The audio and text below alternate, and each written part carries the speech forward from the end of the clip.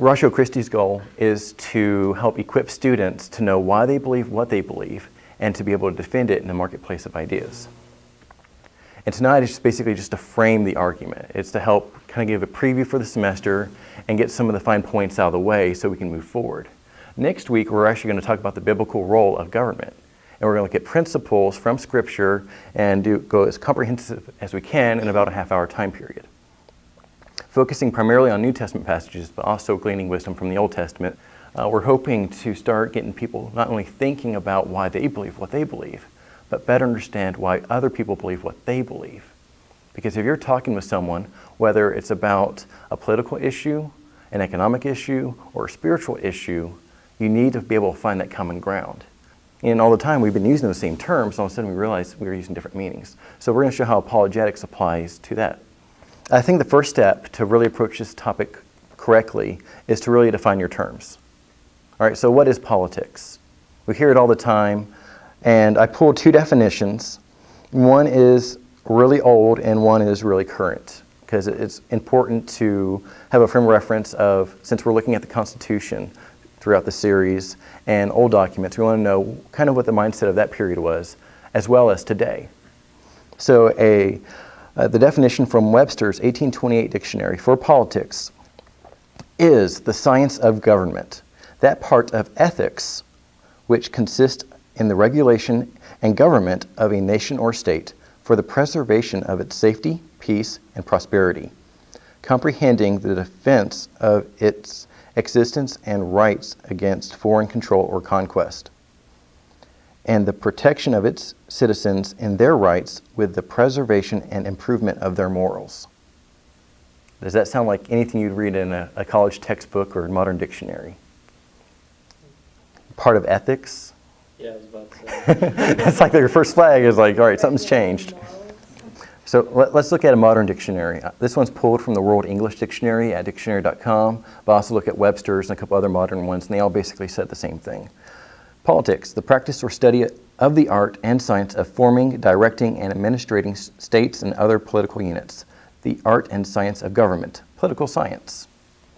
A little bit more concise. When we're thinking about it, what is politics? What is running the government? What does the government really do, or what is it supposed to do? Do we really need a government? What would life be like if there was no government? I mean, what would anarchy be like? Well, these are the type of questions that we really want to think about and look at, because anytime we make a complaint about the government or we think about what the government should be like, we need to start really look at the roots. So for tonight's purposes, we're going to look at the basic function of government. All right, the Declaration of Independence states, "We hold these truths to be self-evident, that all men are created equal, that they are endowed by their Creator with certain unalienable rights, and among these are life, liberty, and the pursuit of happiness. That to secure these rights, governments are instituted among men, deriving their just powers from the consent of the governed." So according to the Declaration of Independence, 1, men are created equal. 2, the truths are self-evident, meaning they don't really need to be explained. They're just obvious. These rights are endowed by their Creator, so that's acknowledging God. And that among these rights are life, liberty, and the pursuit of happiness. To secure these rights, so really the function of government is to preserve rights. Governments are instituted among men, deriving their just powers from the consent of the governed.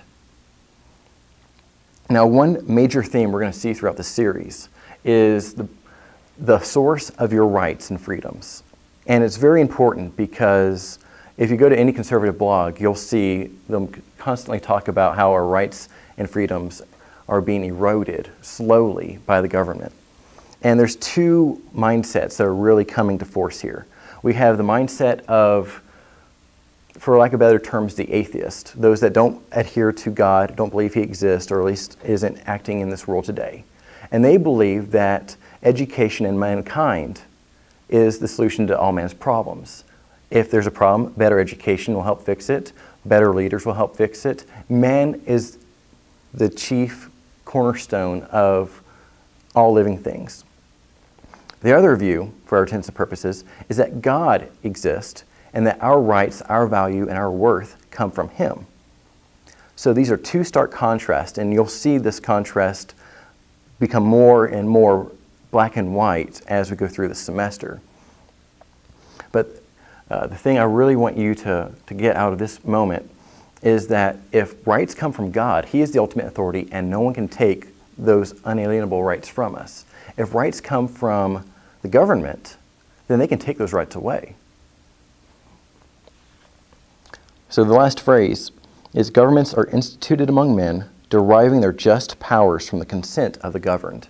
For our Declaration of Independence and our establishment of government in America, our government is done by the consent of the governed. So in many ways, the law is for the protecting of individuals' God-given rights. So what is the most basic function of the government? I would argue to uphold the law. And that's why we have a constitutional republic with a representative democracy. Now, personally, even have gone through the public school system, I didn't really understand what it meant to live in a republic or in a democracy up until about a year or two ago when I really started caring about politics with the 2008 elections. And so in the past couple of months to prepare for this, I've read a lot of political science books and books on the founding of this country, and I have a much clearer picture of it. I don't know about you, but having come to the understanding of the basis and the reasons our founding fathers set up the Constitution the way they did, it really helped make the liberties and freedoms of America that much more apparent to me. Now, the reason we're covering this particularly is because going back to that idea of either man is the supreme authority or God is the supreme authority, we're seeing this little battle of worldviews, if I can put it that way, going on in our culture right now. There are some in our country that believe that the Constitution still remains supreme, that it is the law of the land. We also have a group of people that want to turn us more into a socialistic country. And we're going to get more into the differences there in coming weeks because it's a really huge, complicated task to handle because there's just a lot of parts to it. So I really hope you guys hang with us as we go through this. And I promise you, if you come to each session over the next 2 or 3 months, you will have a very clear picture of not only the purpose of the forms of government and why America is the bastion of freedom, but also the downfalls of these competing ideas that are trying to change America. And personally, having a biblical backing for this will help you in being able to defend your beliefs, not only in politics, but also your belief in God, which is why we're here. But moving forward, so let me break down constitutional republic first. All right, republic, it's Latin. Res means thing, public means public, so it's the public thing. It refers to the law. All right, so if you think about different political systems in the past, you have various forms of government. Probably the most prevalent in your mind is probably a monarchy like with a king or some sort of form of democracy or a republic like what we're in. Now, under the rule of the king can be very arbitrary. He can just he can have laws that are very defined, or he can make them suit his needs. If you have an objective law, then everyone is held to that standard, and except for maybe abuses by a king or a president against those standards, everyone knows what the rules are, and so they can't be disadvantaged.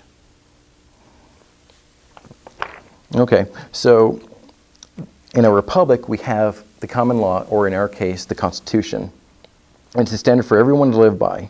And we need a standard set of laws so that judges or kings know how to rule by the law.